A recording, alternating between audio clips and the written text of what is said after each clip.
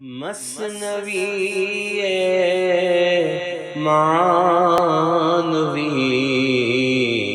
پیر روم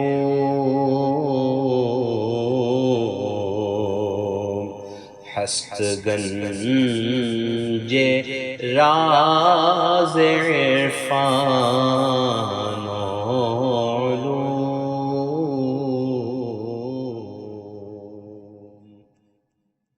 بسم اللہ الرحمن الرحیم، الحمدللہ رب العالمین والصلاة والسلام علی سیدنا مولانا محمد سید الاولین والآخرین وعلی آلہ واصحابہ اجمعین، اما بعد۔ گزشتہ کے درس میں ہم نے پڑھا تھا کہ مولانا روم نے دو حصوں کا ذکر فرمایا، ایک حص حیوانی اور ایک حص ملکی، ایک ظاہری حص، ایک باطنی حص۔ اور آپ نے فرمایا کہ انسان کی جو خصوصیت ہے، اس کا اشرف المخلوقات ہونا ہے، اس کی جو بنیاد ہے، اس کا جو سبب ہے، وہ اسی لیے ہے کہ انسان کے اندر وہ حس پائی جاتی ہے جس کی وجہ سے وہ اشرف المخلوقات بنا ہے۔ ورنہ اگر وہ حیوانی حس ہی ہوتی، ایسی حس جو جانوروں کے پاس بھی ہے، تو وہ کبھی اشرف المخلوقات نہیں بنتا۔ تو کہتے ہیں حیوانی حس جو خواہشات نفسانی والی ہوتی ہے، یہ جانوروں میں بھی ہوتی ہے، لیکن ایک حس ہوتی ہے جو اس سے بالا تر ہے۔ اگر یہ نہ ہوتی تو آدم علیہ السلام کی اولاد بھی مکرم مقدس نہیں ہوتی۔ اور یہ جو حس ہے، اس کو پیدا کرنے کے لیے دل کو صاف کرنا ضروری ہے، شرح صدر کا ہونا، دل کا کھولنا یہ ضروری ہے۔ اور جب دل کا آئینہ صاف ہو جائے گا، پاک ہو جائے گا، تو پھر اس کے اندر وہ چیزیں دکھائی دیں گی، دل کی آنکھ کھلے گی جس کا تعلق اس آب اور خاک، مٹی اور پانی کی دنیا سے نہیں ہے۔ تو یہ بہت اہم صوفیہ کے پاس کی تعلیم ہے، دل کی صفائی۔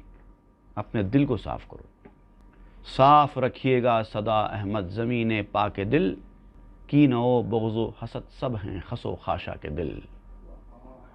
یہ سب دل کے کچرا ہے، خس و خاشاک ہے۔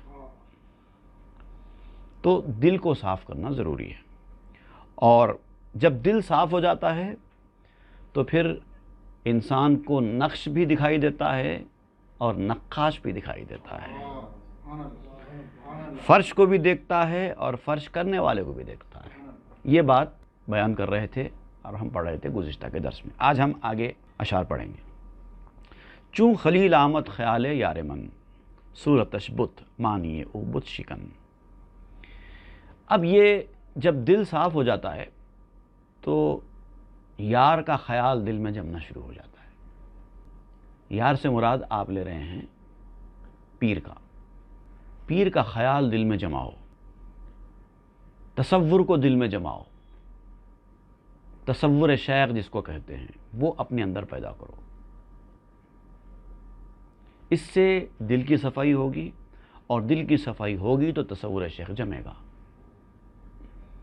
دونوں ایک دوسرے کے ساتھ لازم و ملزوم ہیں۔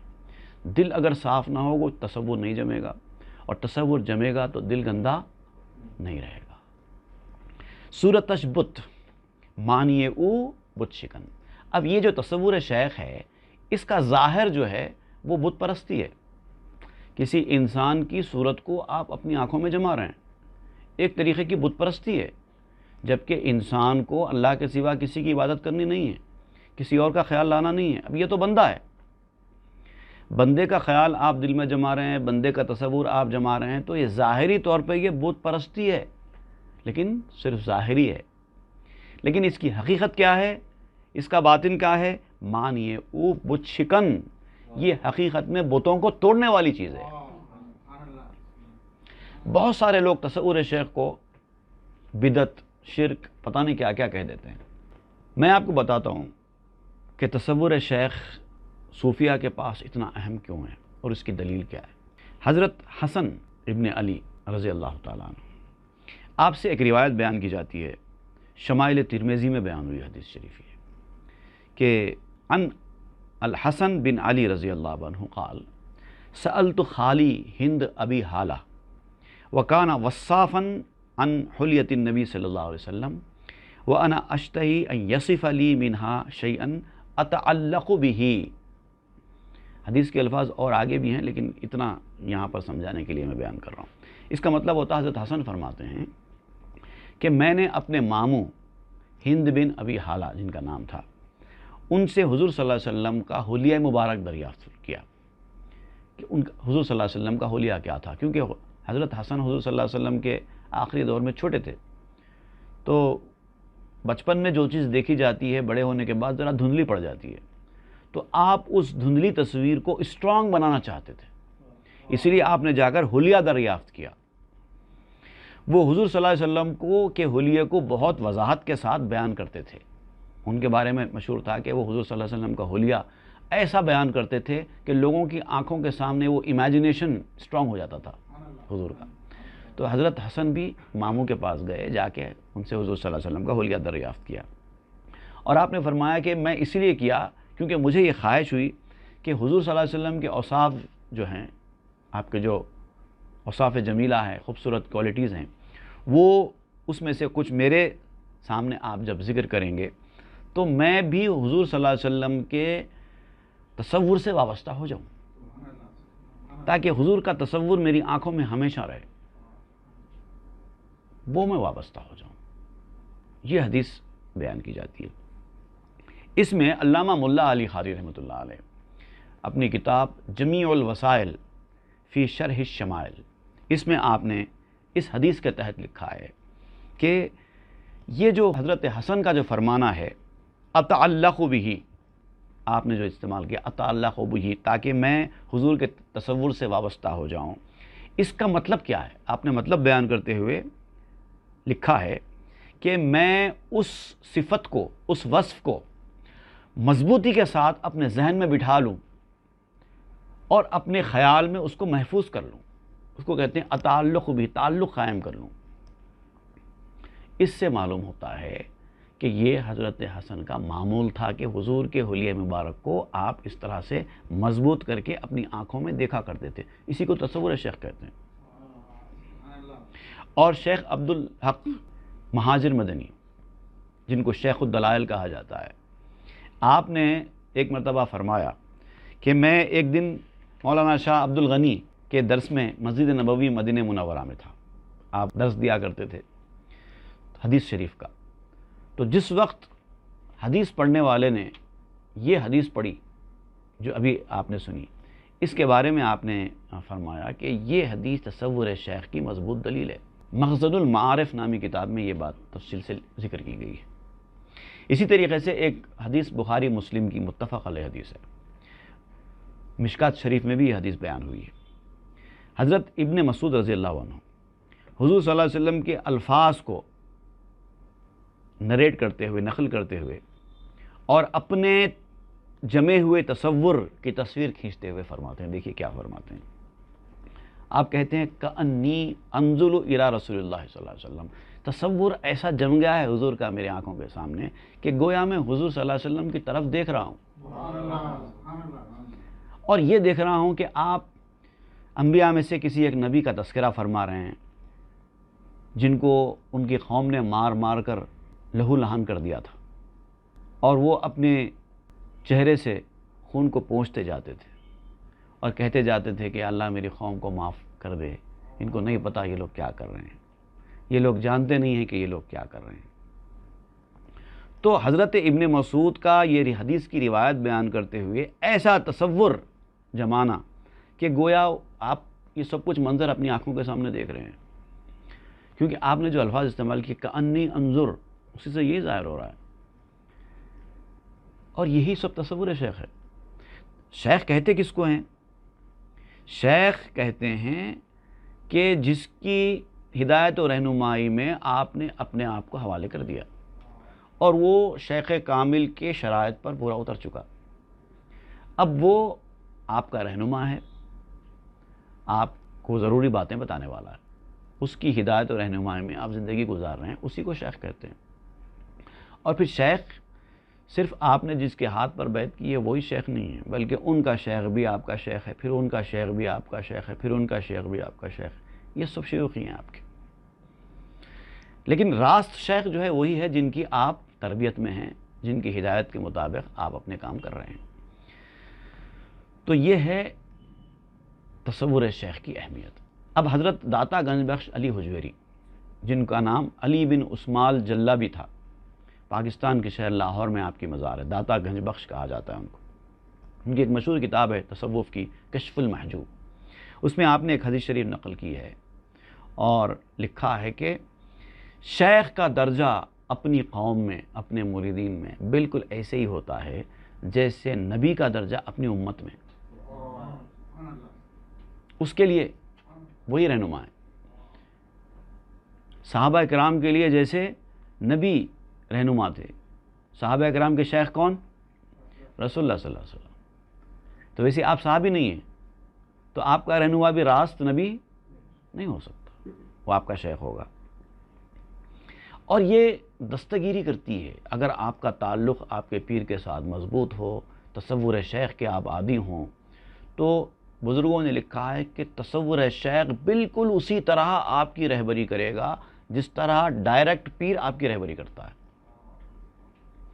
چنانچہ یہ جو قرآن مجید کی آیت ہے وَلَقَدْ هَمَّتْ بِهِ وَهَمَّ بِهَا لَوْلَا أَن رَأَىٰ بُرْهَانَ رَبِّهِ، یہ یوسف علیہ السلام کے واقعے کے تحت جو آیت بیان ہوئی ہے کہ زلیخا جو یوسف علیہ السلام کو اپنی طرف اٹریکٹ کر رہے تھے، اس وقت اللہ تعالیٰ فرماتے ہیں کہ اگر اللہ تعالیٰ نے اس وقت یوسف کے سامنے کوئی ایسی دلیل، رب کی برہان اگر یوسف کو نہیں دکھائی جاتی تو شاید یوسف سے گناہ ہو جاتا۔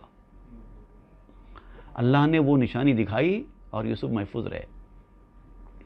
تو حضرت ابن عباس رضی اللہ تعالیٰ عنہ، جو صحابہ کرام میں اکابر مفسرین میں سمجھے جاتے ہیں، آپ نے اس آیت کی تفسیر میں لکھا ہے کہ ایسے نازک مرحلے پر یوسف علیہ السلام کی دستگیری کس نے کی؟ تو آپ کہتے ہیں کہ یوسف علیہ السلام کے سامنے یعقوب علیہ السلام کی صورت جلوہ گر ہوئی اور وہ صورت کی وجہ سے یوسف علیہ السلام محفوظ رہے۔ تو وہ جو یعقوب علیہ السلام کی صورت کا سامنے آنا ہے، یعقوب علیہ السلام یوسف علیہ السلام کے کون ہیں؟ رشتے میں والد ہے، روحانی تعلق میں کیا ہے؟ شیخ ہے۔ تو آپ کی جو شہوت تھی یعقوب علیہ السلام کے نظر آنے کی وجہ سے آپ کی انگلیوں کے پوروں سے باہر آ گئی، کنٹرول حاصل ہو گیا۔ اور انبیاء کرام کے بارے میں اللہ تعالیٰ نے فرمایا اولئک الذین ھدی اللہ، اللہ تعالیٰ نے ان کو ہدایت کا سرچشمہ بنایا ہے، انبیاء کو۔ اور پھر اللہ تعالیٰ نے حضور صلی اللہ علیہ وسلم سے فرمایا کہ اے نبی، آپ اگلے انبیاء کی سیرتوں کی پیروی کیجیے، اگلے انبیاء نے جو کیا آپ وہی کیجیے، آپ کے بعد آنے والے آپ کی پیروی کریں۔ سورہ انعام آیت نمبر 90 میں کہا گیا ہے آپ اپنے اگلے انبیاء کی پیروی کیجیے۔ تو اس طرح سے جو ہے تصور بظاہر نظر آنے میں شرک لگ رہا ہے، لیکن حقیقت میں وہ شرک کو ختم کرنے والی چیز ہے۔ اب دیکھیے تصور کی جو اہمیت ہے، وہ عالمگیری جو فتووں کی بہت مشہور کتاب ہے، اس کے اندر ایک فتویٰ ہے کہ حضور صلی اللہ علیہ وسلم کی بارگاہ اقدس میں مدینہ طیبہ میں جب حاضر ہوں تو وہاں جا کر کیسے کھڑے ہونا چاہیے۔ اس کے بارے میں لکھا گیا ہے کہ اس طرح کھڑے ہونا چاہیے جیسے نماز میں کھڑے ہوتے ہیں، اور حضور کی صورت کا تصور باندھتے ہوئے کھڑے ہونا ہے، گویا کہ حضور صلی اللہ علیہ وسلم آپ اپنی قبر اطہر میں آرام فرما رہے ہیں، اس کو دیکھ رہے ہیں اور اس کی بات سن رہے ہیں، ایسا تصور قائم ہونا۔ المواہب اللدنیہ میں علامہ احمد بن محمد رحمۃ اللہ علیہ نے بیان کیا ہے کہ زیارت کرنے والا حضور صلی اللہ علیہ وسلم کے چہرے کا تصور کرے اور دل میں آپ کے مرتبے کی بزرگی اور قدر کی بلندی اور احترام عظیم کا خیال بھی جمائے تو پھر وہ فائدے حاصل ہوں گے، نہیں تو صرف ایک ظاہری اوپری معنی ختم ہو گیا، صورت رہ گئی، اس طرح کا معاملہ ہے تو پھر تو عام قبور کی طرح وہ بھی ایک خبر ہے، عام جالیوں کی طرح وہ بھی ایک جالی ہے، ظاہر پہ دیکھے تو کچھ نہیں ہے۔ اچھا، اب یہ تو ان لوگوں کے لیے ہے جو مدینہ پاک میں حاضری دے چکے ہیں۔ اب جنہوں نے مدینہ پاک میں حاضری نہیں دی ہے وہ اپنے ملک میں اپنے شہر میں رہتے ہیں، جانے کا اتفاق نہیں ہوا۔ اب دیکھیے ان کے بارے میں کیا فرماتے ہیں۔ الیاقوتۃ الواسطہ کے حوالے سے میں آپ کو یہ سنا رہا ہوں۔ امام محمد ابن الحاج عبدری مکی قدس روح کے حوالے سے یہ قول ذکر کیا گیا ہے، جسے حضور صلی اللہ علیہ وسلم کے مزار اقدس کی زیارت جسم کے ساتھ نصیب نہیں ہوئی، لیکن وہ ہر وقت اپنے دل سے اس کی نیت رکھتا ہے، شوق رکھتا ہے، زیارت کرنے کا شوق رکھتا ہے، تو اس کو چاہیے کہ یہ شوق، یہ ارادہ مضبوط رکھے اور دل میں یہ تصور جمایا کرے کہ میں بارگاہ میں حضور صلی اللہ علیہ وسلم کے حاضر ہوں اور حضور صلی اللہ علیہ وسلم کے پاس شفاعت کی درخواست کر رہا ہوں اور شکر ادا کر رہا ہوں اس خدا کا جس نے مجھ پر احسان کر کے آپ کی امت میں داخل کیا ہے۔ اس طرح تصورات کے ساتھ آپ تصور جمائیں۔ چنانچہ آپ دیکھیں گے ہمارے پاس بھی ہر دن نکلتے وقت اور شام شروع ہوتے وقت حضور کی بارگاہ میں صلاۃ و سلام عرض کیا جاتا ہے، فجر کی نماز کے بعد اور مغرب کی نماز کے بعد، آنکھیں بند کر کے حضور صلی اللہ علیہ وسلم کی بارگاہ کی طرف منہ کر کے۔ کیا رہتا وہ؟ تصور ہی رہتا ہے۔ تو صوفیاء کرام کا کوئی بھی معمول کبھی بھی بال برابر شریعت کے مخالف نہیں رہا، اور یہاں تو تصور شیخ کے بارے میں اتنا زیادہ اہمیت دی جاتی ہے کہ بعض شیوخ طریقت کے پاس تو ارادت اور سلوک کا سارا دار و مدار تصور شیخ پر ہی ہے۔ بعض ایسے شیوخ بھی گزرے ہیں، اور کہا جاتا ہے کہ مرید کو تربیت دینے میں شیخ کا تصور شیخ کی طرح ہی فائدہ بخش ثابت ہوتا ہے۔ اب یہ ان کے لیے ہے جو دور رہتے ہیں، یہ شیخ سے مل نہیں سکتے بار بار، ان کے لیے ہے۔ اب اگر کسی کا اٹھنا بیٹھنا ہی شیخ کے ساتھ ہے تو اب اس کو تصور کی ضرورت ہی نہیں ہے، اس کا وہ دیکھنا خود اس کا تصور ہے۔ اور حضرت خواجہ محب اللہ رضی اللہ تعالیٰ عنہ نے تو فرمایا ہے کہ اللہ تعالیٰ سے ملاقات کا سب سے نزدیک کا راستہ یہی ہے، اور حضرت مولانا عبد الرحمن جامی رحمۃ اللہ علیہ بھی اسی انداز کا نقطہ نظر رکھتے ہیں۔ آپ کہتے ہیں کہ خدا تک رسائی کے لیے اس سے زیادہ نزدیک کا کوئی راستہ ہے ہی نہیں۔ سر رشتہ دولت رسالہ جامی میں ذکر کیا ہوا ہے۔ یہاں تک کہ مولانا شاہ عبد العزیز نے بھی اس کو قریب کا راستہ بتایا ہے شفاء العلیل میں۔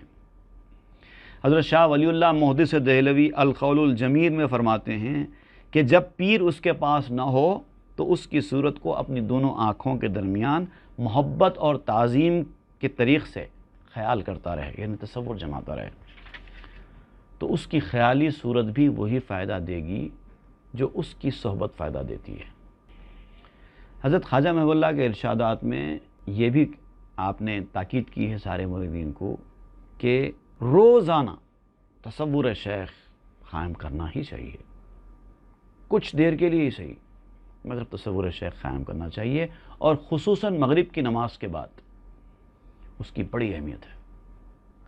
اور اگر کوئی روز نہ کر سکتا ہے تب بھی اس کے لیے تھرسڈے نائٹ، شب جمعہ جس کو ہم کہتے ہیں، لازم ہے، کمپلسری ہے۔ مگر یہ ان کے لیے ہے جو ابتدائی دور میں گزر رہے ہیں اور جن کا سٹیج اسٹرانگ ہو چکا ہے، جو آگے کی منزلوں میں جا چکے ہیں، تو وہ تو ایسا ہے کہ وہ جب چاہیں تصور جما لیتے ہیں، بیٹھے بیٹھے تصور جم جاتا ہے۔ لیکن یہ ابتدائی مریدین کے لیے، سالکین کے لیے، جو ابھی ابتدائی منازل طے کر رہے ہیں، ان کے لیے بہت مشکل کام ہے، اتنا آسان کام نہیں ہے۔ ہمارے تایا حضرت قبلہ، کافی پرانی بات ہے، میرے بچپن کی بات ہے، آپ ایک مرتبہ وعظ فرما رہے تھے یا درس قرآن دے رہے تھے، تو اس وقت ایسی تذکرتاً بات نکلی، تو آپ نے وعظ میں اپنا واقعہ، اپنا ایک تجربہ بیان فرمایا تھا۔ آپ نے کہا تھا کہ میرے ابتدائی دور میں جب مجھے حکم ہوا تھا تصور جمانے کا، تو میں تصور جماتا تھا تو تصور جمتا نہیں تھا، بہت کوشش کرتا تھا تصور جمانے کی، تصور جمتا نہیں تھا۔ تو آخر میں کافی کوشش کرنے کے بعد اپنے والد ماجد سے میں نے عرض کیا کہ حضرت تصور جمتا نہیں ہے، میں کیا کروں؟ تو حضرت محی الدین حسینی رحمۃ اللہ تعالیٰ علیہ نے آپ کو یہ فرمایا کہ آؤ میرے ساتھ لے کے گئے۔ مسجد کے پاس حوض تھا، پانی کا حوض کے پاس لے گئے، لے کر فرمانے لگے کہ ذرا جھانک کے دیکھو پانی میں۔ تو آپ نے جھانک کر اس میں پانی میں دیکھا تو اپنا چہرہ نظر آتا نا پانی میں۔ تو بولے تمہارا چہرہ نظر آ رہا ہے؟ تو کہا کہ جی ہاں نظر آ رہا ہے۔ فوراً اپنے ہاتھ کی لکڑی اٹھائی اور پانی میں حرکت دے دی۔ اس کے بعد بولے اب دیکھو، اب دیکھے تو کچھ نظر نہیں آ رہا تھا۔ تو بولی جی اب کچھ نظر نہیں آ رہا ہے۔ تو فرمانے لگے دل کے آئینے کا حال بھی ایسے ہی ہے، جب تک آلتو فالتو غیر ضروری باتیں آپ کے دل میں آتی رہیں گی تصور کبھی نہیں جمے گا۔ پہلے اس پانی کو ایک جگہ سٹل ہونے دو، یہ خراب چیزیں اپنے دل سے پہلے نکالو، اس کے بعد تصور جمے گا۔ حضرت عبدالقادر صدیقی رحمۃ اللہ علیہ نے اپنی کتاب نظام العمل فقراء میں لکھا ہے، جو سالکین کے لیے بیسک بک کی حیثیت رکھتی ہے۔ اس میں آپ نے لکھا ہے کہ جب تصور شیخ حاصل ہو جاتا ہے تو عجیب و غریب تماشے دکھائی دیتے ہیں، بے صورت کی صورت بھی سامنے آ جاتی ہے، عالم مثال کھل جاتا ہے، خیال اور مضبوط ہوتا ہے، تو پھر وہ آدمی تصور جمانے والا یہ سمجھنے لگتا ہے کہ میں خود شیخ کی صورت میں ہوں۔ اور جب یہ خیال اور کامل ہو جاتا ہے تو پھر مرید کی شکل و صورت میں بھی شیخ کی جھلک نظر آنے لگتی ہے۔ مرید کو دیکھ کر لوگ شیخ ہونے کا گمان کرنے لگتے ہیں، دوسرے لوگ، اس آدمی نے دوسرے لوگوں کو ان کے اوپر شبہ ہوتا ہے، دھوکہ کھا جاتے ہیں کبھی دیکھ کر۔ یہ ہوتا ہے تصور شیخ کے اثرات۔ مظہر انوار جو یہ پاشا صاحب قبلہ رحمۃ اللہ علیہ کی سوانح حیات ہے، اس میں ایک واقعہ ذکر کیا جاتا ہے کہ خواجہ خاصام نام کے ایک پیر بھائی ہوا کرتے تھے حضرت کے مریدین میں، اور خاص مرید تھے، حضرت کے خلیفہ بھی تھے، اور ان کی عادت تھی کہ وہ ہمیشہ تصور شیخ میں رہتے تھے۔ جب تک حضرت کے ساتھ رہے وہ موقع سے فائدہ اٹھاتے رہے، حضرت کے چہرے کو اپنی آنکھوں میں بٹھانے کا کام کرتے رہے۔ جب حضرت کا وصال ہو گیا تو وہ مضبوط ہو گیا، لیکن حضرت کے ہین حیات بھی آپ جب بھی غائب رہتے، حضرت سے دور ہوتے، اپنے گھر میں ہوتے یا کسی کام کو گئے ہوئے ہوتے، اس وقت بھی ہر وقت حضرت کا تصور جمایا کرتے تھے۔ اب ہو گیا کیا، اس کا نتیجہ کیا نکلا؟ حالانکہ آپ کی شکل حضرت کی شکل بالکل الگ تھی۔ حضرت کا رنگ گورا تھا، وہ اچھے خاصے کم رنگ والے تھے، نہ آنکھ ناک ملتے جلتے، نہ ڈیل ڈول ملتا جلتا، نہ صورت شکل ملتی جلتی، نہ رنگ ڈھنگ ملتا جلتا، کچھ نہیں، بالکل مختلف تھے۔ لیکن روایت میں ہے کہ اتنی شباہت ان کی حضرت کی آ گئی تھی ان کے اندر کہ لوگ دیکھ کے دھوکہ کھا جاتے تھے۔ ایک مرتبہ وہ مکہ مسجد سے جمعے کی نماز پڑھ کر پیدل گھر کی طرف نکل کر آ رہے تھے۔ حضرت پاشا حسینی صاحب رحمۃ اللہ علیہ، شیخ الاسلام، قادری چمن میں جن کی مزار ہے، آپ کار میں آیا جایا کرتے تھے، اور چونکہ حضرت پاشا حضرت قبلہ بھی عام طور پر گھر قریب تھا تو پیدل آیا جایا کرتے تھے۔ تو آپ پیچھے سے کار میں آ رہے ہیں اور دیکھیں تو رہی پاشا حضرت قبلہ جا رہے ہیں، تو آپ نے کار روک دی۔ بھائی کہہ کر بلایا کرتے تھے حضرت کو، بھائی آپ تشریف رکھیے، میں چھوڑ دیتا ہوں۔ کار کا دروازہ کھول دیا، اتر کے دیکھے تو خواجہ خان صاحب ہے، رہی پاشا حضرت ہی نہیں ہے وہ۔ تو ایسے قریبی رشتہ داروں کو بھی بعض وقت دھوکہ ہو جاتا ہے۔ یہ ہے تصور شیخ کے اثرات۔ حضرت خواجہ محب اللہ کا شعر ہے، آفری ہے تصور رخ یار، سینام شکل آئینہ کر دی۔ اے یار کے تصور تجھے ویلکم ہے، تو نے میرے سینے کو تو آئینہ بنا دیا ہے۔ تو یہاں پر وہی بات مولانا روم بیان فرماتے ہیں، چوں خلیل آمد خیال یار من، صورت اشبت مانی ابت شکن۔ میرے یار کا خیال میرے لیے خلیل اللہ کی طرح ثابت ہوا، جس کا ظاہر تو بت ہے اور حقیقت بتوں کو توڑنے والی ہے۔ اب خلیل اللہ کا ذکر کیوں کر رہے ہیں آپ یہاں پر؟ دیکھیے ابراہیم علیہ السلام کا نام ہے نا خلیل اللہ، تو ابراہیم علیہ السلام کے بچپن کا واقعہ یاد کیجئے، جب آپ نے پہلی بار چاند کو دیکھا تھا تو اسی کو خدا سمجھا تھا، کہنے لگے کہ یہ میرا خدا ہے۔ بعد میں جب چاند ڈوب گیا تو آپ نے کہا کہ نہیں یہ خدا نہیں ہو سکتا۔ پھر جب سورج نکلا تو آپ نے سمجھا کہ شاید یہ خدا ہو، کیونکہ بہت بڑا ہے اور پوری دنیا کو روشن کر رہا ہے، شاید یہ خدا ہو۔ لیکن جب سورج بھی ڈوب گیا تو پھر آپ نے کہا کہ نہیں، غروب ہونے والے خدا نہیں ہو سکتے۔ پھر آپ نے وہ پڑھا جو ہم لوگ صبح نماز سے پہلے پڑھتے ہیں، انی وجہت وجہی للذی فطر السماوات والارض حنیفا وما انا من المشرکین۔ تو چاند کو خدا سمجھنا، سورج کو خدا سمجھنا ابتدائی دنوں میں یہ ظاہری بت پرستی ہے، یہ بھی ایک طریقے کی بت پرستی ہے، لیکن یہیں سے تو ان کی توحید کی شروعات ہوئی ہے۔ دیکھیے ہر توحید میں پہلے بت پرستی ہے، پہلے کفر ہے تو اس کے بعد ایمان ہے۔ آپ کلمہ طیب پڑھتے ہیں، کلمہ طیب کا پہلا جز تو کفر ہے، لا الہ کفر ہے، کوئی خدا نہیں ہے۔ کوئی بندہ اگر یہ کہے کوئی خدا ہے ہی نہیں تو وہ تو کافر ہو جائے گا نا، مگر کلمے کا پہلا جز تو یہی ہے، پہلا ٹکڑا تو یہی ہے، لا الہ کوئی خدا ہے ہی نہیں، الا اللہ کہتے ہی توحید ہو گئی، اللہ کے سوا۔ تو ابتدا تو کفر سے ہوئی، لیکن اسی سے توحید حاصل ہوئی۔ تو آپ کہتے ہیں کہ بعض چیزیں ظاہری طور پر کفر ہوتی ہیں، باطنی طور پر وہی کفر کو توڑنے والی چیز ہے۔ شکر یزداں را کہ چوں اون در رسید در خیال ہے جاں خیال خود بدید۔ اس خدا کا شکر ہے کہ جب میرا یار میرے خیال میں آیا تو اس کے خیال میں نے اپنا خیال دیکھا، اس کے اندر میں نے میری حقیقت اس کے اندر مجھے نظر آئی۔ مجھے اپنی حقیقت کو پہچاننے کے لیے پیر کی صورت کا، اس کے خیال کا سہارا لینا پڑا۔ جب وہ مجھے نظر آیا تو مجھے پتا چلا میں کون ہوں، کیا ہوں۔ اپنی حقیقت کو پہچاننے کے لیے اس کے خیال کا سہارا لینا پڑا مجھے، اور اس کے خیال نے وہ مقصد میرا مجھے دے دیا۔ شکر موتی را کہ چوں اون شد پدید در خیال او خیال حق رسید۔ اس عطا کرنے والے کا شکر ہے کہ میرے یار کا خیال جب میرے دل میں پیدا ہوا تو اس کے تصور میں مجھے اللہ کا تصور حاصل ہو گیا۔ جب مجھے میری پہچان ہو گئی اس تصور، اس خیال کے ذریعے، تو میری اس پہچان سے مجھے اللہ تعالیٰ کی پہچان ہو گئی۔ کیوں کہ یہ بھی کہا گیا ہے من عرف نفسہ فقد عرف ربہ، جس نے حقیقت میں اپنے آپ کو پہچان لیا وہ اپنے رب کو بھی پہچان لیتا ہے۔ انسان فیل اس لیے ہے معرفت الہی میں کیونکہ وہ اپنے آپ کو نہیں پہچان پا رہا ہے۔ خاک درگاہت دلم را می فریفت خاک بروے کوز خاکت می شگیفت۔ واہ واہ واہ۔ آپ کہتے ہیں کہ تیرے درگاہ کی خاک نے میرے دل کو دیوانہ بنا دیا ہے، تیرے در کی خاک نے میرے دل کو دیوانہ بنا دیا ہے۔ اس پر خاک ہے جس نے تیری خاک سے بے نیازی کر لی۔ خاک کو بھی کیمیا کرتی ہے تیرے در کی خاک، اس کے منہ پر خاک جو ہے دور تیری خاک سے، اس کے منہ پر خاک جو ہے دور تیری خاک سے۔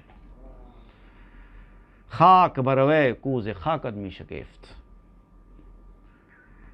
گفت مر خوبم پذیرت این ازو ورنہ خود خندید بر من زشت رو۔ میں نے کہا دل ہی دل میں کہ اگر میں اچھا ہوں تو وہ مجھے قبول کرے گا ہی کرے گا۔ وہ مجھے قبول نہیں کر رہا ہے، شاید میں اچھا نہیں ہوں، لیکن اگر میں اچھا ہوں، میرا ارادہ نیک ہے، میری نیت اچھی ہے تو وہ مجھے قبول کرے گا ہی کرے گا۔ اور اگر نہیں ہے تو مجھ پر ہنسے گا، مجھ بدصورت پر وہ ہنس دے گا، لیکن جو کوشش مجھے کرنی ہے وہ تو مجھے کرنی ہے۔ چارہ آں باشد کے خدرا بن گریم در خرے آنیم و یا نادر خریم۔ اب ہماری تدبیر یہ ہے، کوشش یہ ہے کہ ہم اپنے آپ کو دیکھیں، ہم کیا ہیں، اچھے ہیں یا برے، اس کے لائق ہیں یا نالائق ہیں، ایلیجبل ہے یا ان ایلیجبل ہیں، اس کی تلاش کریں۔ اس کا معاملہ کیا ہے؟ او جمیل استو یحبو للجمال کہ جوان نو گزیدہ پیرزال۔ وہ تو خوبصورت ہے اور خوبصورت لوگوں کو ہی پسند کرتا ہے، وہ تو اچھا ہے، اچھے لوگوں کو ہی پسند کرتا ہے۔ کہ جوان نو گزیدہ پیرزال، وہ کون سا نوجوان آدمی ہے جو بوڑھی عورت کو قبول کرتا ہو؟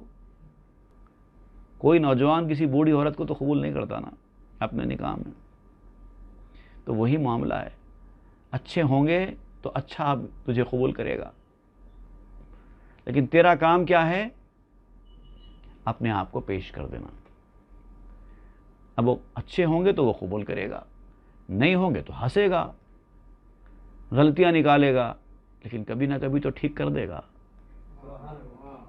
تو اب یہ آپ اس کے بارے میں اور تفصیل سے بیان کر رہے ہیں کہ اس سے پہلے بھی آپ نے بیان کیا تھا کہ اچھے لوگ اچھے لوگوں کی طرف ہی اٹریکٹ ہوتے ہیں، برے لوگوں کی طرف ہی اٹریکٹ ہوتے ہیں. جو جیسا بندہ ہوتا ہے وہ ویسے پیر کی طرف رجوع ہوتا ہے. پیر بھی کئی قسم کے ہیں نا، پیرانے کامل بھی ہیں، پیرانے ناقص بھی ہیں، دھوکے باز پیر بھی ہیں، لفاظ پیر بھی ہیں، ہر قسم کے موجود ہیں دنیا میں. اب جو خود جیسا ہے وہ ویسے کی تلاش کرے گا اور وہیں پر جائے گا. جیسے انگلش میں بھی کہا جاتا ہے you attract like minded people. The quality of the company you keep speaks about the quality of yourself. یہ ہے حقیقت. آپ وہیں جائیں گے جہاں آپ کو اٹریکشن ملے گا. اچھا آدمی اچھے کی طرف راغب ہوگا، برا آدمی برے کی طرف راغب ہوگا. اس تعلق سے بڑی کام کی باتیں انشاءاللہ وہ ہم آئندہ کے درس میں پڑھیں گے. صلی اللہ تعالیٰ علی خیر خلق سیدنا محمد وآلہ وسلم والحمد للہ رب العالمین. مثنوی معنوی پیر روم